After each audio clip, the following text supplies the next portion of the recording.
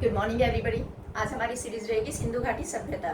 सिंधु घाटी सभ्यता क्या थी? ये हड़प्पा काल में ही शुरू होने वाली सभ्यता थी, लेकिन इसको शुरू करने से पहले इसको सब्सक्राइब एंड शेयर कर दीजिएगा। इससे में सिंधु घाटी सभ्यता क्या थी? एक हड़प्पा कालीन ही सभ्यता थी, यानी कि इसको हड़प्पा काल सभ्यता भी बोल सकते हो। सिंधु घाटी सभ्यता और हड़प्पा काल सभ्यता माना जाए तो एक ही सभ्यता थी, लेकिन अलग अलग वैज्ञानिकों के मत होने के लिए किसी ने इसको आर्य कहा, किसी ने इसको द्रविड़ कहा और किसी ने इसको बाहर से आने वाले के रूप में इसको बताया। लेकिन वो क्या थी? वो एक सिंधु नदी पर ही डेवलप होने वाली सभ्यता थी। मानव क्या था? मानव धीरे धीरे क्या कर रहा था? अपना विकास कर रहा था। मानव के अंदर ना ही कोई जाति थी, ना ही कोई आर्य था, ना ही कोई द्रविड़ था। वो क्या धीरे धीरे सिविलाइज्ड होता जा रहा था। वो धीरे धीरे अपने आप को एक सभ्य बनाता जा रहा था। लेकिन बाद में आते आते जैसे जो जो उनके काम हुए, जो जैसे उनके कार्य हुए, तो उन्हीं के अनुसार उनको बांट दिया गया। तो सिंधु क्या थी? सिंधु घाटी सभ्यता।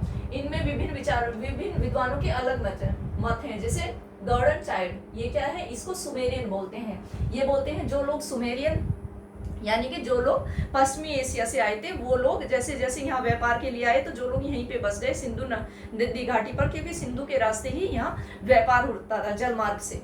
तो राखल दास बैनर्जी वो इसको द्रविड़ मानते हैं। राखल दास बैनर्जी क्या मानते हैं? वो इसको द्रविड़ बोलते हैं कि दक्षिण भारत में आज भी द्रविड़ है। द्रविड़ ये हमारे द्रविड़ संस्कृति थी।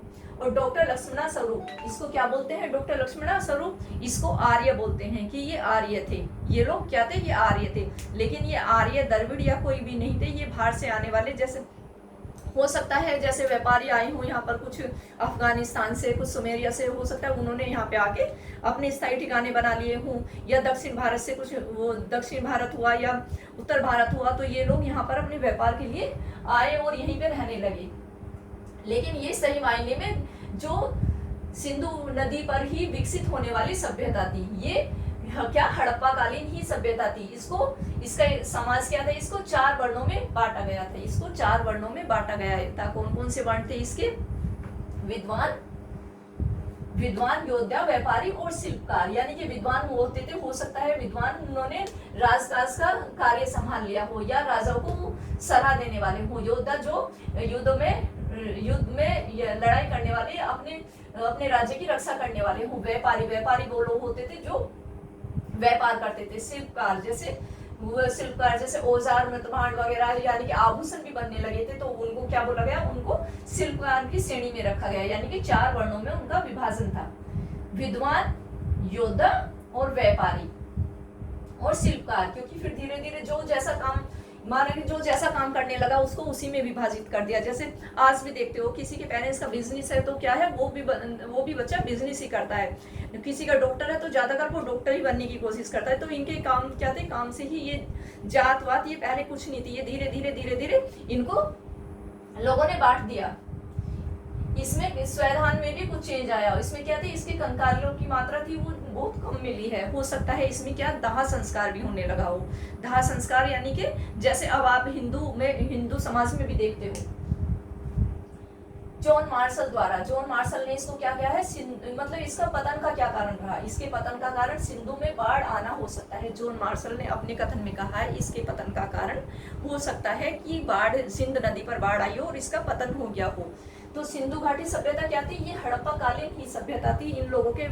इनको क्या कृषि और पशुपालक भी थे, और धीरे धीरे इन्होंने अपने व्यापार को बढ़ा दिया था। क्या ये शिल्पकार भी बन गए थे, यानी कि मृतभांड वगैरह इन चीजों को बनाने लगे थे। आभूषण भी बनने लगे थे उस टाइम पे।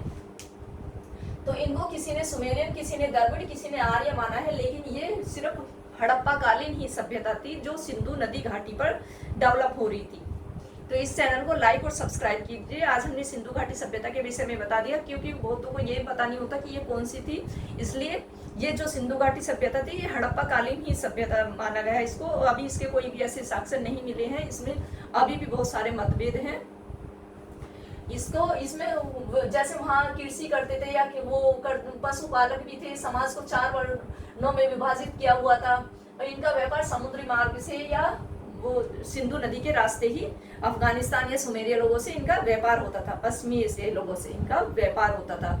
तो ये क्या थी? एक हड़प्पा कालीन ही सभ्यता थी। इसको सब्सक्राइब कीजिए चैनल को, और इसको शेयर कीजिए।